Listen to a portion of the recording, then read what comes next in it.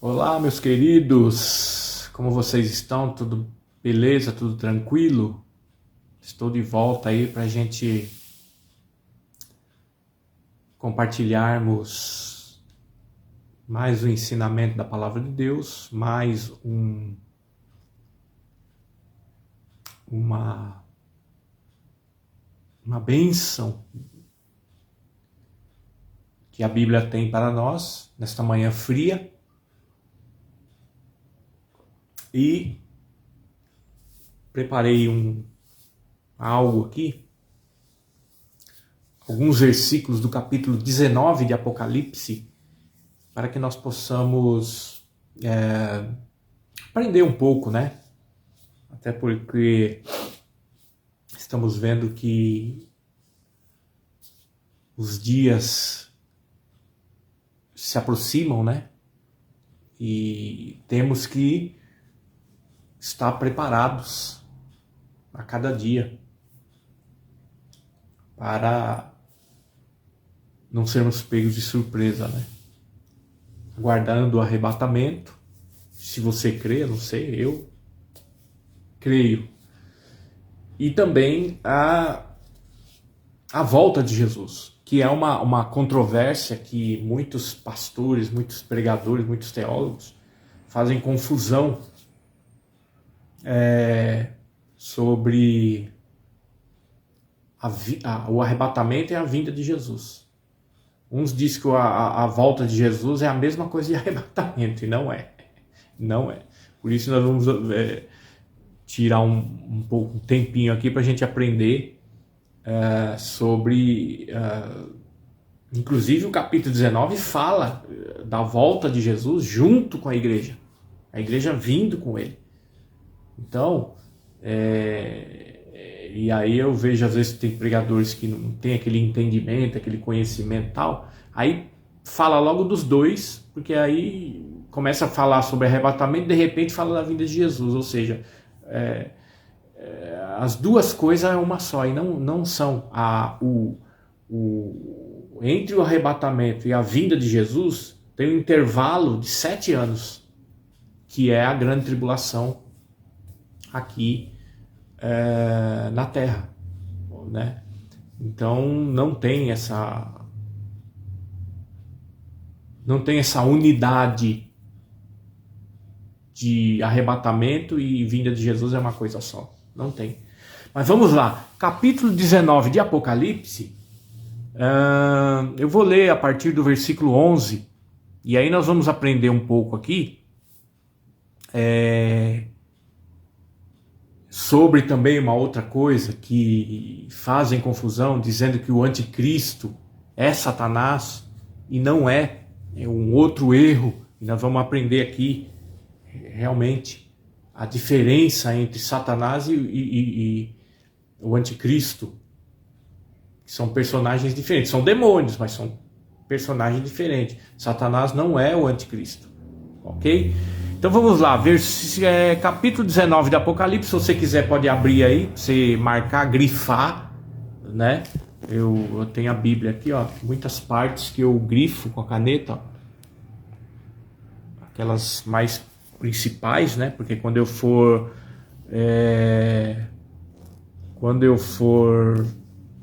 pesquisar novamente, falar novamente, eu já sei onde que está marcado. Às vezes foge da mente, aí eu vou lá na página, eu sei que é o livro, mas aí eu vou lá na página, onde que está mesmo, tal. Aí eu vejo lá grifadinho e falo, é aqui.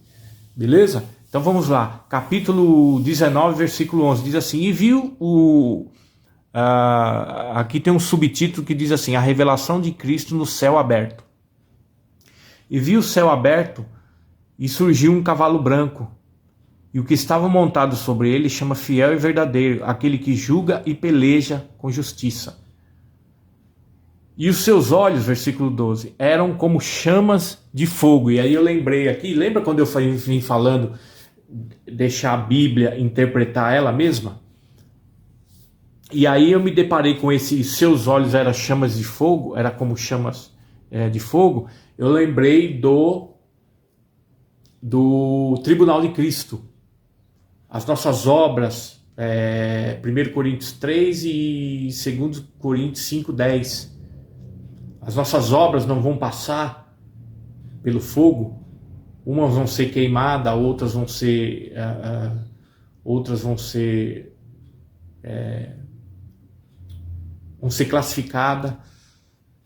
Esse fogo aqui é esse aqui, ó.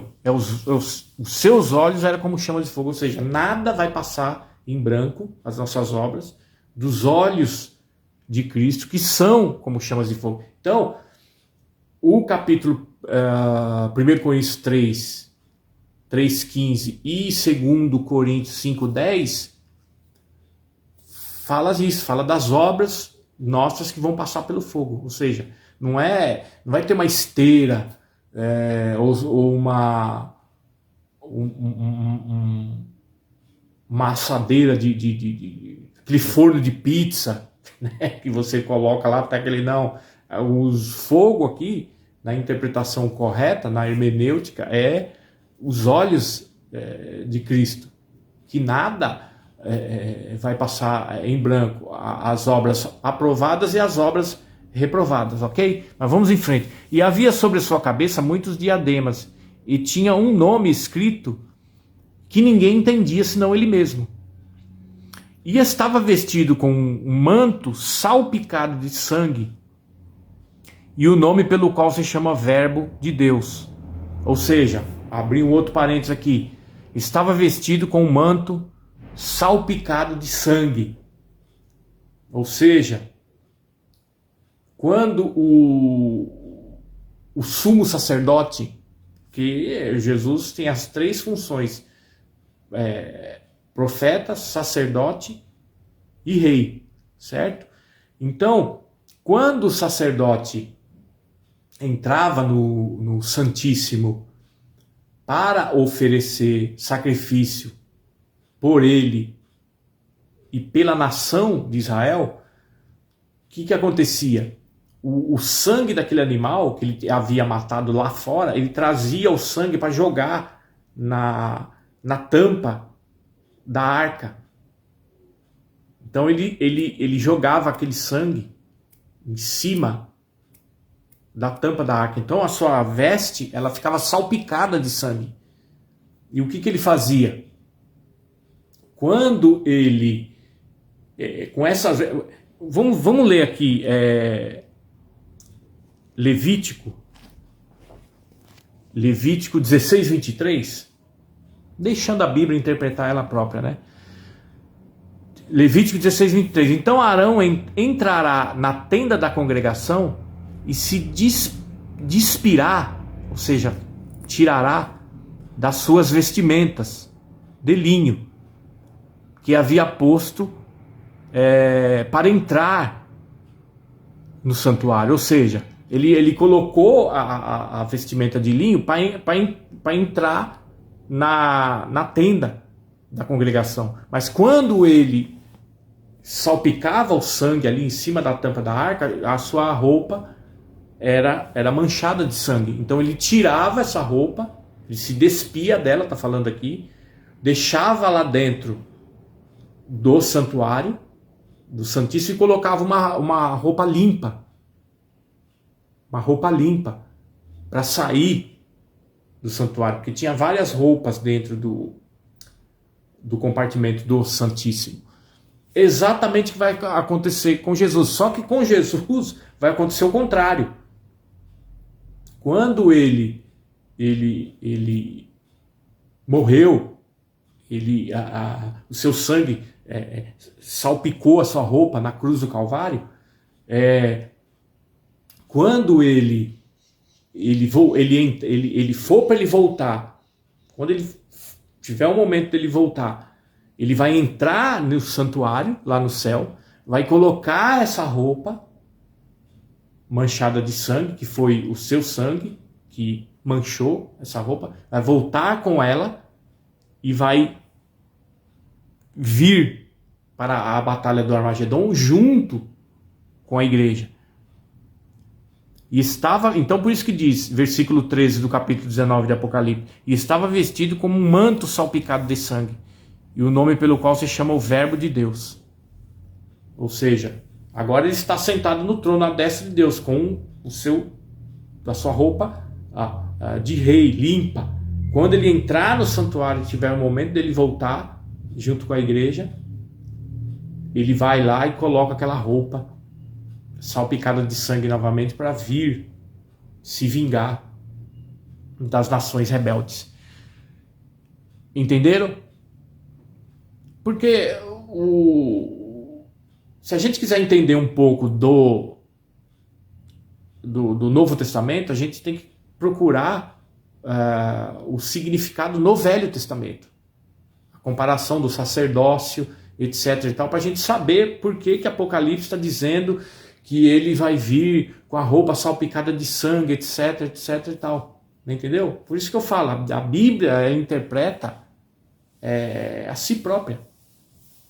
Mas vamos em frente. Versículo 14. E seguiram-no os exércitos que estão no céu, em cavalos brancos e vestidos de linho finíssimo, branco e puro. Aqui está a igreja. Aqui está a igreja. Na volta com ele, aquilo que eu falei, na volta com ele, a igreja volta junto. Vamos lá, no mesmo capítulo, vamos no versículo 8 para a gente entender.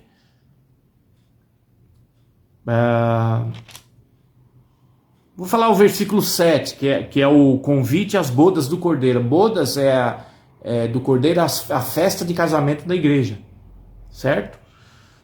Que durarão 7 anos, que é aqueles 7 anos que enquanto aqui na terra vai ter a guerra do Armagedon. E a igreja vai estar lá em cima nas bodas do Cordeiro, celebrando a festa de casamento. Vamos lá, versículo 7. Regozijemo-nos e alegremo-nos e demos-lhe glória, porque é chegado os dias das bodas do Cordeiro, e a sua esposa, que é a igreja, já se aprontou. E lhe foi permitido vestir-se de linho puro e brilhante, pois o linho fino representa a justificação dos santos. Entendeu? Então, por isso que está dizendo aqui, o exército do céu, e seguiam-no os exércitos do céu, em cavalos brancos, vestidos de linho finíssimo, branco e puro, que representa a justificação dos santos. Por isso que você, nós que somos cristãos, temos um nome escrito no livro da vida, se arrependemos dos nossos pecados, nos batizamos nas águas, nós vamos voltar com ele na sua vinda, com esses trajes aí, com essa roupa bonita. Amém? Então vamos em frente. Linho finíssimo, branco e puro. Então você já sabe que ele sai primeiro na frente. Ele sai primeiro na frente. Isso da Nova Jerusalém, tá? Que a Nova Jerusalém é uma cidade onde nós vamos morar, certo? Ela vem descendo aí. Ela vem descendo desde aquela época de João. Olha, faz mais de 2000 anos que a Nova Jerusalém vem descendo e vai chegar um certo momento que ela não vai parar, a igreja vai ser sugada para a Nova Jerusalém. Quando a Bíblia diz que lá no capítulo 21 e no capítulo 22 do Apocalipse, do novo céu e da nova terra, está dizendo que é a Nova Jerusalém. Não é que essa terra ela vai ser destruída e vai ter novamente o novo céu e nova terra, que vai ter ruas, vai ter casa para gente. Não. Quando diz que houve um novo céu e uma nova terra, está dizendo o seguinte, que é a Nova Jerusalém. Certo? Onde está isso? Capítulo 21 de Apocalipse, versículo 1. Viu um novo céu e uma nova terra, porque o primeiro céu e a primeira terra passaram e o mar já não existe. Ou seja, primeiro céu, o novo céu, a nova terra é a Nova Jerusalém, onde nós vamos morar. Ok? Mas vamos em frente. Então ele vem, como eu falei, as suas vestes são pecado de sangue, eu expliquei a origem da situação do sumo sacerdote. E depois, no versículo 14, seguiram no exército que estão no céu, em cavalos brancos, vestidos de linho finíssimo, branco e puro. A igreja vem junto com ele. Eu estava explicando, não sei para quem foi esses dias. Eu falei assim, sabia que a gente vai, quando a gente vier com Jesus, a gente vai lutar, a gente vai para cima dos inimigos da igreja, etc e tal. Aí a pessoa disse assim, não sei se foi minha esposa, ela disse assim, eu não quero saber dessas coisas não, eu não vou estar, eu vou ficar no meu cantinho lá, não vou lutar. Eu falei, não, mas nós vamos lutar junto com Jesus, e nós vamos ter, cada um vai ter uma espada. E a Bíblia diz ainda, eu procurei várias vezes o versículo aqui, depois eu vou encontrar, é que eu marco tanta coisa, depois eu vou procurar, às vezes eu esqueço de grifar alguma palavrinha ali, e depois eu vou procurar e não encontro. Mas, se não me engano, é no livro de Isaías ou de Ezequiel. Diz que se a igreja, se alguém dos salvos, né, cair sob a espada, elas não te ferirão. Ou seja, isso aí estamos falando sobre a guerra do Armagedon, que nós vamos lutar. Vamos lutar sim contra os inimigos do povo, inclusive do povo de Israel, né? E também da igreja. Nós vamos lutar junto com Jesus, com certeza, absoluta. Mas vamos em frente.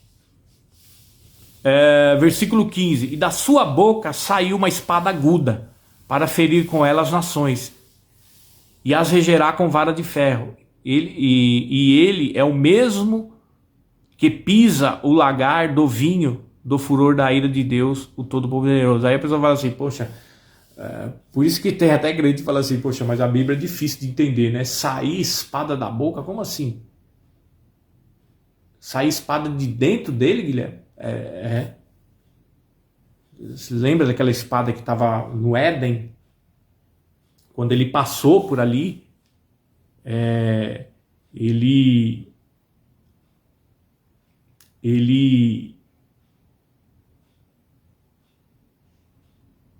quando ele passou por ali, aquela espada foi entrou nele. Quando ele chegou no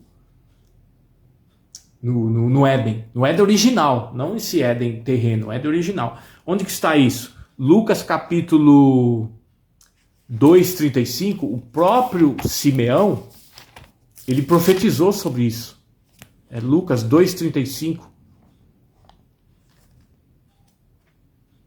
Ele profetizou sobre isso. Que uma espada, quer ver? Lucas 2:35. Abre aí, para você entender Apocalipse. Simeão, ele disse o seguinte: e uma espada traspassará também a sua própria alma, para que se manifeste os pensamentos de muitos corações. Ou seja, essa espada aqui que Simeão profetizou, ou seja, está dentro dele. E quando ele vier, ele vai tirar essa espada da sua boca. Não tem bainha, não tem... não está no cinto dele, não. Ele vai tirar de dentro, aquela espada que sai da sua boca. Uma espada aguda para ferir com ela as nações. Por isso que até teólogos, eu vejo esses debates aí, esses dias, foi ontem, eu estava vendo aquele... um debate aí que coloca dois interrogadores, né? Um interrogando o outro. Aí colocou lá um tema, foi sobre o milênio. Aí tá um presbiteriano e um assembleano. Aí o presbiteriano não crê nessas coisas. Então, quer dizer, não crê entre aspas. Ele estava dizendo o seguinte, que o milênio nós já estamos vivendo. E aí foi perguntado para ele se Satanás já está amarrado. Aí ele falou assim, presbiteriano. Ele falou assim, não, ele já está amarrado sim, mas no sentido porque eles chamam aqui de simbólico. Tudo que tem na Bíblia, inclusive do Apocalipse, é tudo simbólico, ou seja, partes vão acontecer e partes não. Aí ele diz assim, não, é simbólico, porque amarrado, Satanás está amarrado no sentido que ele não tem mais ação para agir na terra. Ele não tem mais ação para agir. Então, nesse sentido que ele está amarrado, aí eu fiquei pensando, e são pastores, são teólogos, escrevem livros, etc e tal, e não tem compreensão nenhuma da Bíblia. Ou seja, quando vier o milênio aqui na Terra, nem começou. Poxa, se o milênio, você vê como o erro é crasso, né? Se o milênio começou, então, se é verdade o que ele está falando, então ele ultrapassou tudo. Ele pisou o arrebatamento da igreja, ele pisou nos 7 anos da grande tribulação, ele pisou na vinda de Jesus junto com a igreja, ele passou por cima de tudo, foi lá, puxou o milênio para hoje. Porque ele disse que o milênio começou quando Jesus foi crucificado, e ressuscitou, quando acabou de ressuscitar, ali começou o milênio. Poxa, mas com esse mundo do jeito que está, cada vez pior, e no milênio, não vai ter guerra, por exemplo. Aí, nós estamos vendo aí, não vai ter guerra, não vai ter tráfico de drogas, não vai ter, que vai ser um governo sem todo esse tipo de coisa, não vai ter tráfico de drogas, não vai ter bebida alcoólica, não vai ter muitas coisas, não vai ter terreiro de macumba, não vai ter.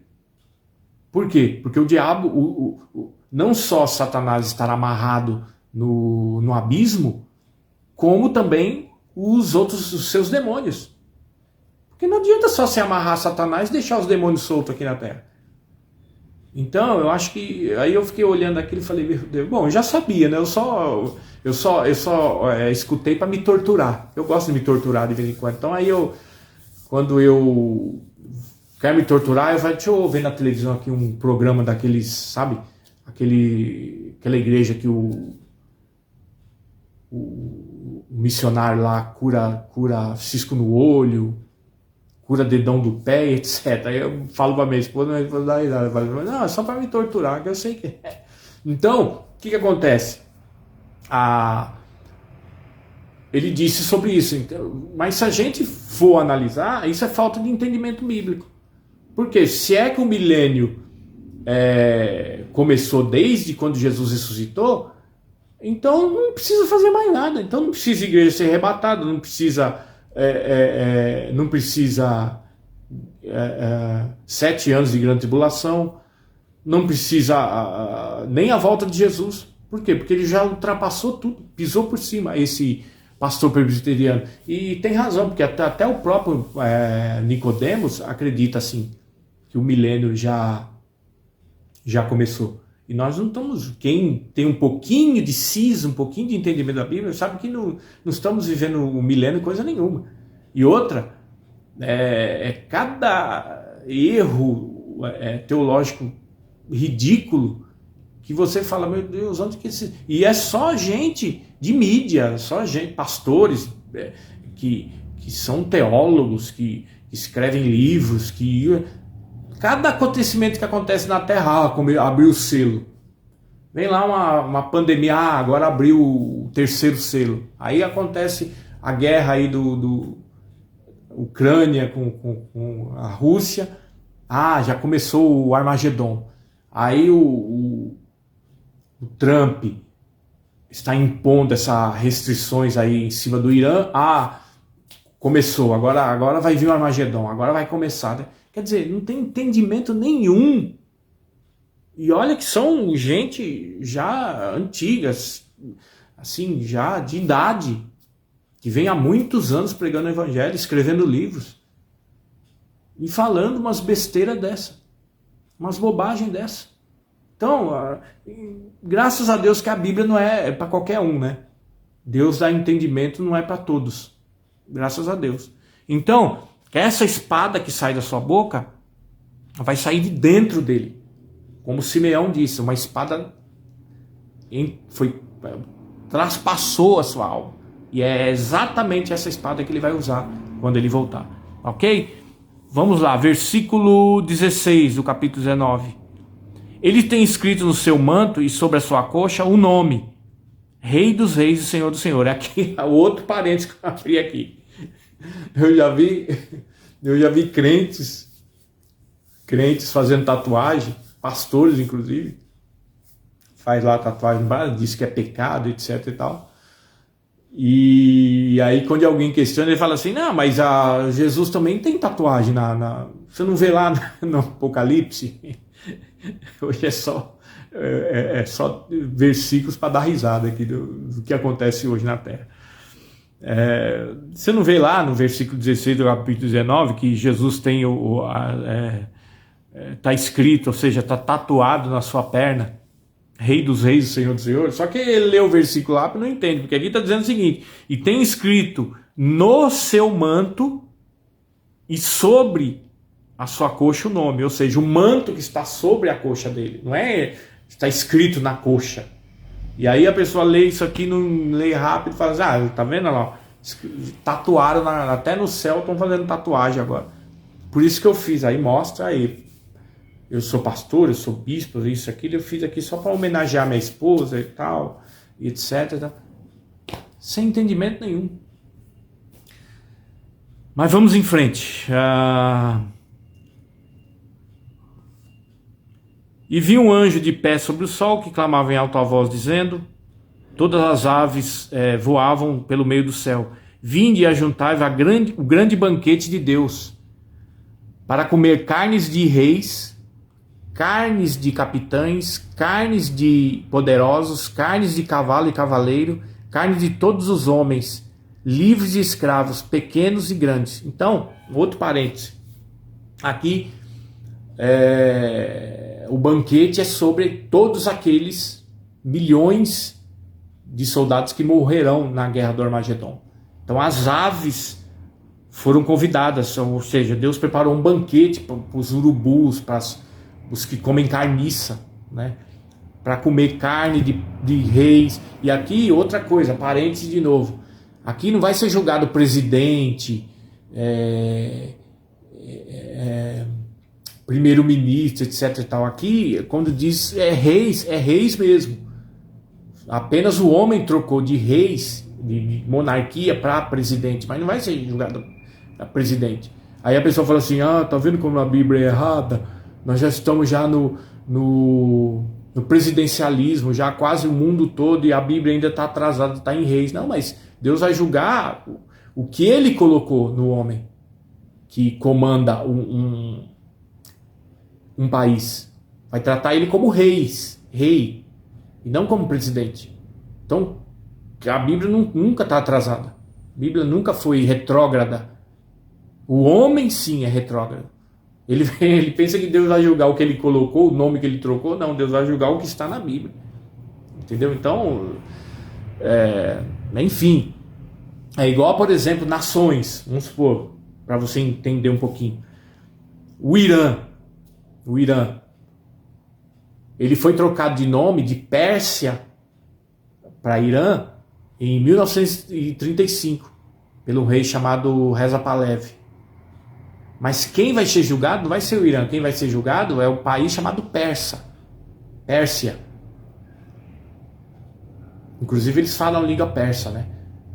Então ele não vai ser julgado como Irã, vai ser julgado como a nação persa. Tem nada a ver uma coisa com a outra. Então vamos em frente. E aí chega o Armagedon, que também tem mais algumas dúvidas que eu quero esclarecer aqui para a gente aprender um pouco mais.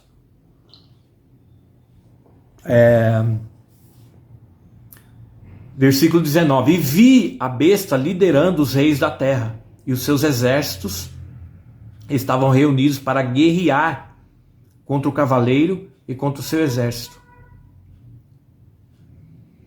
E a besta foi presa juntamente com o falso profeta, o qual diante dela fazia sinais com quais seduziu aqueles que receberam o sinal da besta e aqueles que adoraram a sua imagem. Os dois foram lançados vivos no inferno, que arde como fogo. Bom, primeiro vamos falar do inferno. Inferno é um lugar, ele existe, mas ainda não foi inaugurado, não tem ninguém lá. Outra besteira, pastores vêm falando sobre o inferno. Vão dar, fazendo a igreja gastar a garganta à toa para falar uma coisa que não existe. Vamos dar glória a Deus aqui para o diabo ouvir lá no inferno. Não tem ninguém lá no inferno. Vamos chacoalhar, vamos fazer um barulhão aqui, vamos dar um glória a Deus aqui para o inferno estremecer e o diabo e seus demônios estremecer lá no inferno. Não tem ninguém lá no inferno. Está vendo como falta de entendimento bíblico na cabeça desses pastores, desses pregadores? Não tem ninguém no inferno. Quem vai inaugurar o inferno está aqui.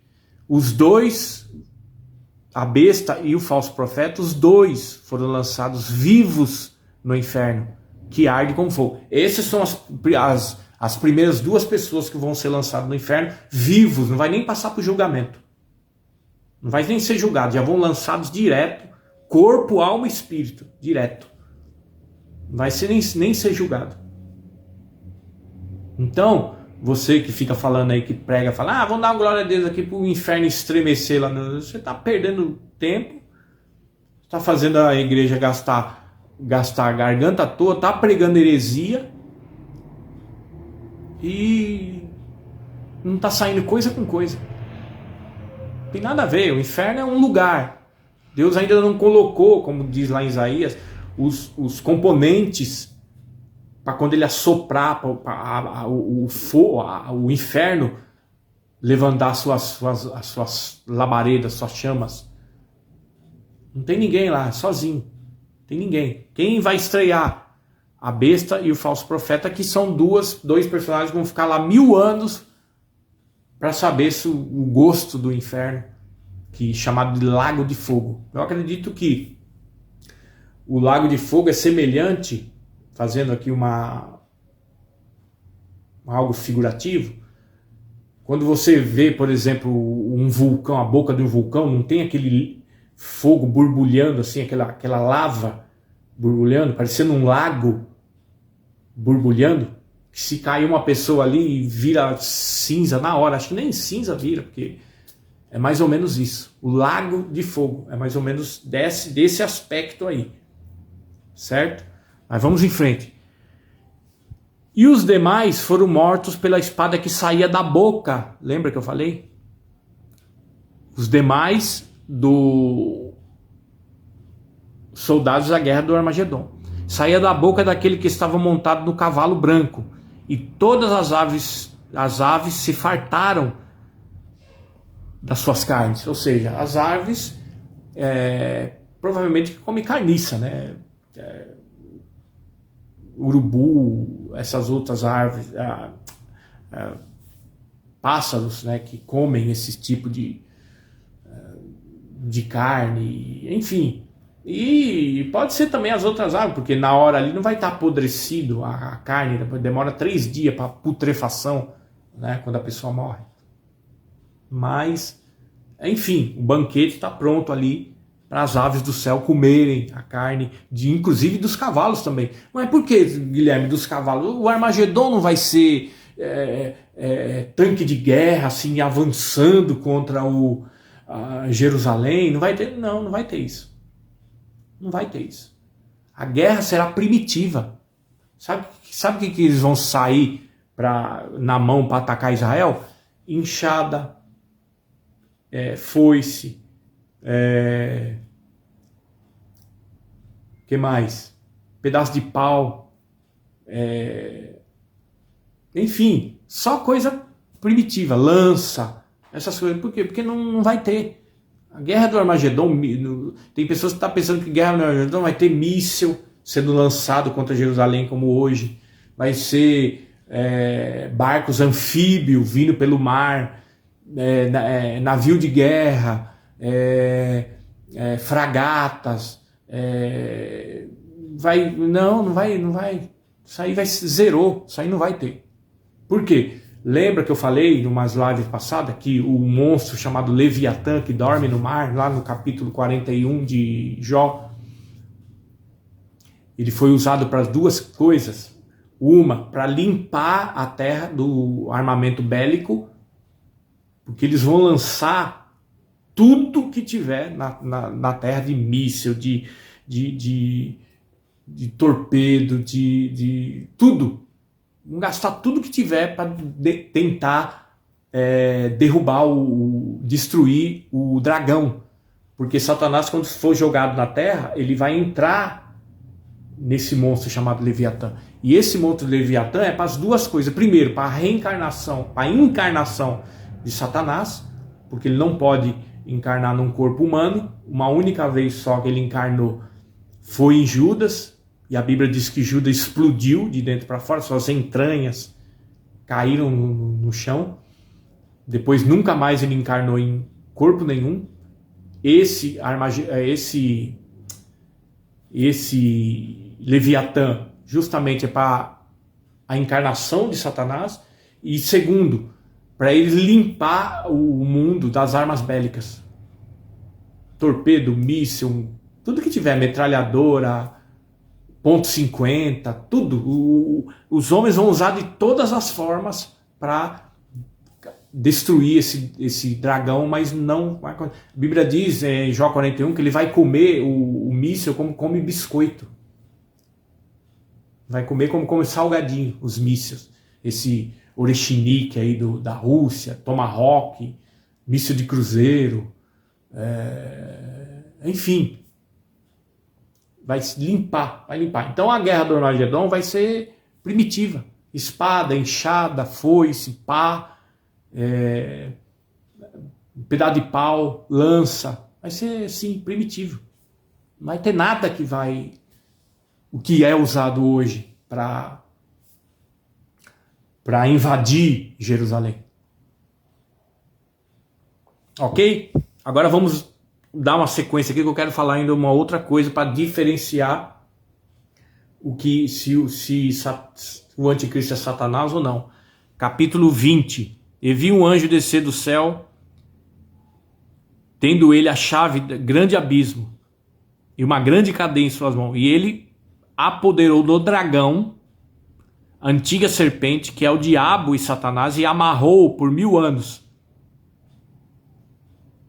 E lançou no abismo, e fechou, e pôs selo em cima do abismo, para que não mais seduzisse as nações. Deixa eu voltar lá. Se realmente nós estamos vivendo um milênio, é aquilo que eu falei, está totalmente ao contrário. Por quê? Porque Satanás ainda continua hoje seduzindo as nações, para formar guerra, para corrupção, para formar fome na terra, para matar as pessoas. Não só ele e seus demônios, principados, potestades, os dominadores, as hostes. Entendeu? Então, lançou no abismo e fechou. Depois pôs selo em cima do abismo para que não seduzisse mais as nações, até que se cumprisse os 1000 anos. Depois é necessário que seja solto por pouco tempo, ou seja, o tempo, o nosso Cronos, né? Então, se esse pastor aí da presbiteriana falou que nós estamos vivendo no milênio, ele errou feio, porque aqui está dizendo que Satanás ainda ele lançou no abismo e fechou, pôs selo sobre ele, para que não seduzisse mais as nações. Hoje ele continua seduzindo as nações. Claro que continua. Imediatamente vi tronos, e os que se assentam sobre eles foi dado o poder de julgar. E vi também as almas daqueles que foram degolados, por causa do testemunho de Jesus e da palavra de Deus.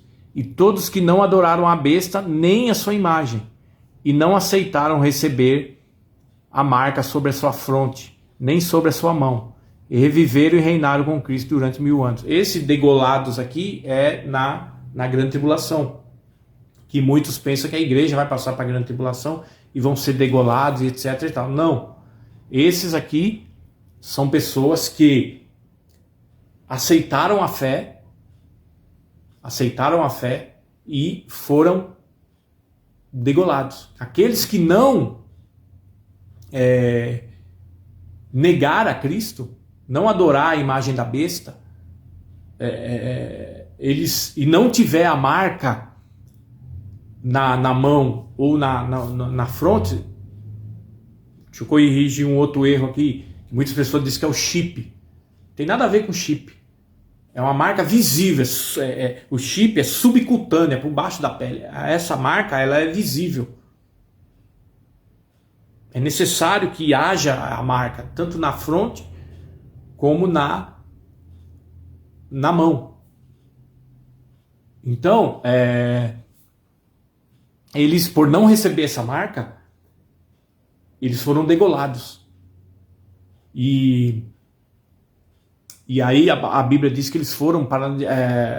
são aqueles que vão ficar debaixo do altar. Prosseguindo aqui para terminar. E os demais mortos. Então você viu aí a diferença aqui?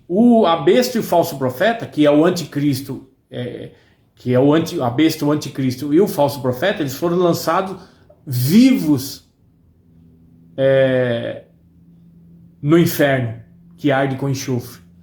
E Satanás, logo embaixo, no capítulo 20, no versículo 2 e 3, diz que Satanás foi amarrado e trancado no abismo. Então há uma diferença, e o anticristo não tem nada a ver com Satanás. Há uma diferença. A primeira e a segunda besta foi lançado no inferno, estreou o inferno. O inferno está vazio até hoje. Os primeiros a estrear, a besta e o falso profeta. O Satanás, ele vai ser lançado no abismo. No abismo, onde estão os demônios presos lá. Vai ficar lá por 1000 anos amarrados. Os demais mortos, versículo 5 do capítulo 20. Os demais mortos não reviveram até que se cumprisse 1000 anos. Essa é a primeira ressurreição. Então você pode ver que a primeira ressurreição é para todos, tá? Inclusive a primeira ressurreição para os arrebatados, e continua valendo a primeira ressurreição para os que foram degolados na grande tribulação. Tudo é primeira ressurreição, não tem primeiro, segundo, terceiro. A segunda ressurreição é para os ímpios, é para os mortos. Os ímpios não ressuscitarão antes de serem julgados e sentenciados. E os demais mortos ímpios não reviveram até que se cumpriu 1000 anos. Essa é a primeira ressurreição. Bem-aventurados e santos são aqueles que participam da primeira ressurreição. Sobre eles não tem poder a segunda morte, mas serão sacerdotes de Deus e de Cristo e reinarão com eles durante 1000 anos. E aí no versículo 7, quando se cumprirem os 1000 anos, Satanás será solto da prisão, ou seja, do abismo, e sairá para seduzir as nações novamente. Se hoje ele seduz as nações, ele vai ficar preso por 1000 anos. As nações não serão mais seduzidas. Mas depois que ele for solto, ele volta novamente, sairá a seduzir as nações que estão nos 4 extremos da terra, a fim de ajuntá-las para a guerra, Gog e Magog, e o número dos tais ali reunidos serão como a areia do mar. Gog e Magog, ou seja, Gog e Magog, tem o capítulo 38 de Ezequiel e o capítulo 39. O capítulo 38 é o Gog, certo? O Gog, nós já falamos aqui, vai acontecer a grande tribulação. A batalha do Gog e Magog, capítulo 39 de Ezequiel, é a última batalha, onde Satanás vai ser solto com seus demônios, para seduzir a terra novamente. Então, uma outra coisa que as pessoas fazem confusão. Capítulo 38 de Ezequiel, capítulo 39. Capítulo 38 é Gog, grande tribulação. Capítulo 39, Gog e Magog, que é a batalha de Satanás e seus demônios, sua última batalha, depois que ele for solto durante 1000 anos. Versículo 9, a última batalha da guerra. E subiram por toda a largura da terra e cercaram o acampamento dos santos e a cidade querida. Mas desceu fogo dos céus e os devorou. E o diabo que os seduzia foi lançado no inferno, ou seja, no lago de fogo, que arde com enxofre, onde já estavam, olha aí, onde já estavam a besta e o falso profeta.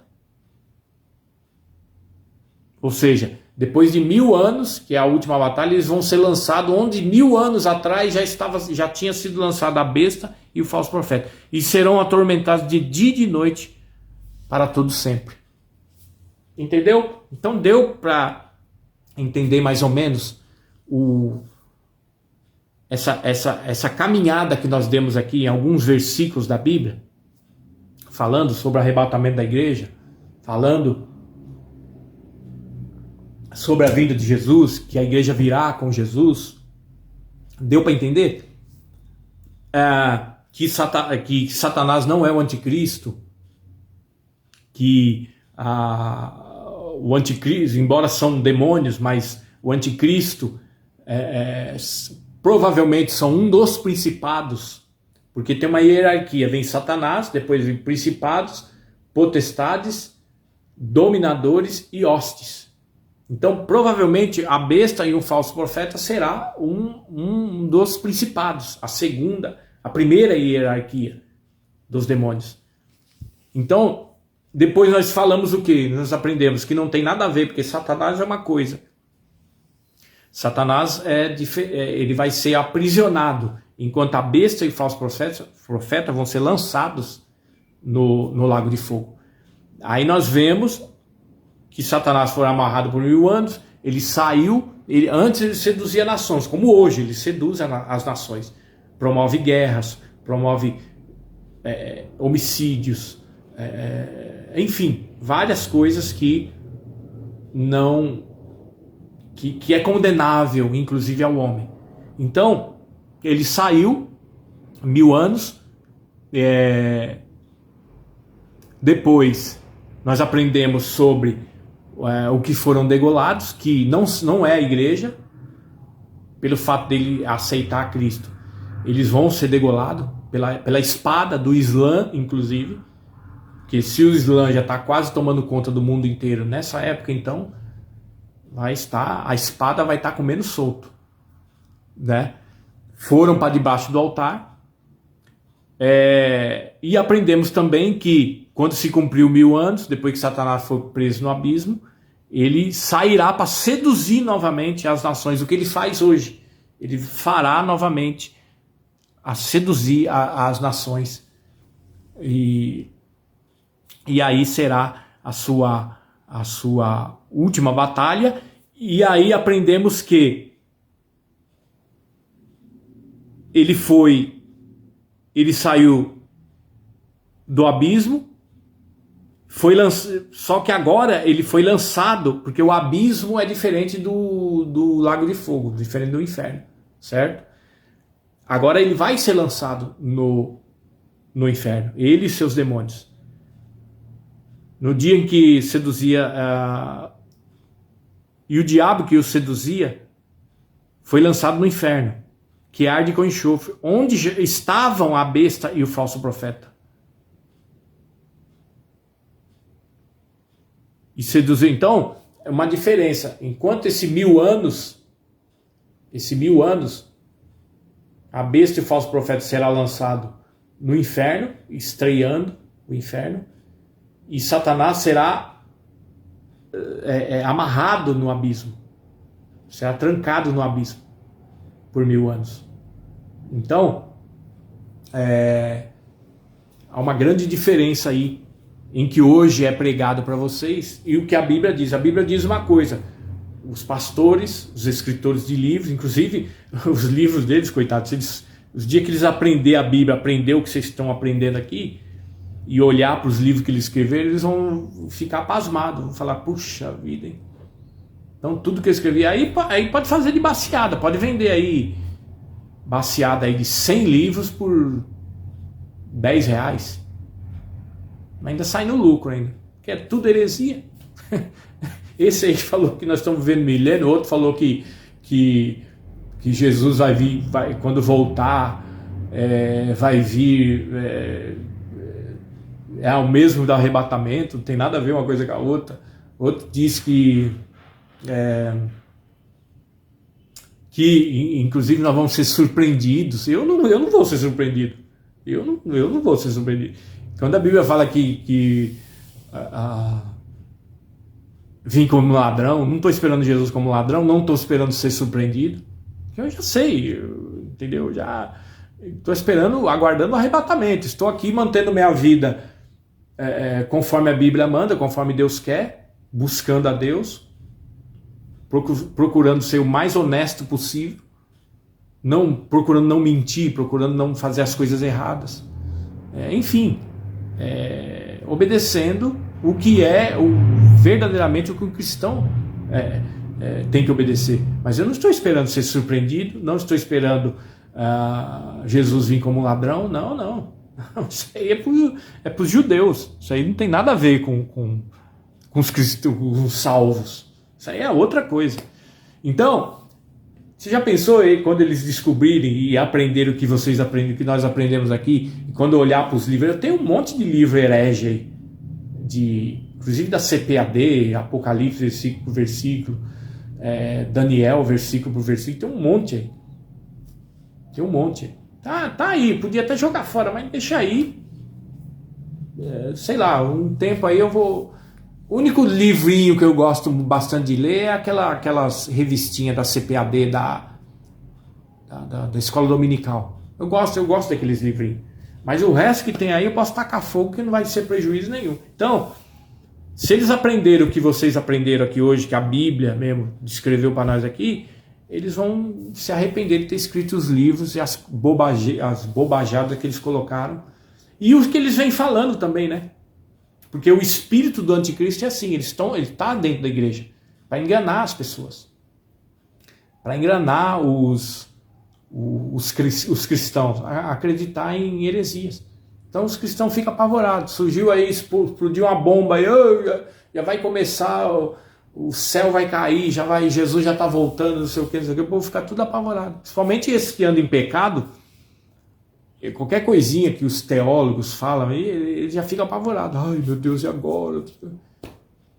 Entendeu? Deixa que a Bíblia, Deus inclusive está no controle, o trono de Deus está no controle de tudo.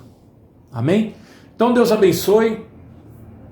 Espero aí que você tenha aprendido um pouquinho da palavra de Deus. Depois eu vou falar mais um outro capítulo aqui também do Apocalipse.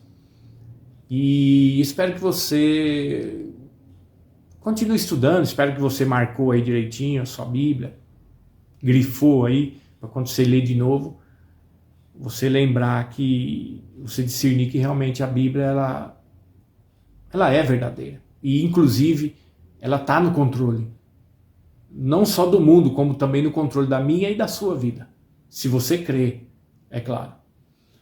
Então Deus abençoe, um ótimo dia aí a todos, curtem o frio aí e ore por nós. Olhe aí pelo Guilherme, que o Guilherme precisa muito das vossas orações, tá bom? Muito obrigado e que o Espírito Santo de Deus continue falando em vosso coração.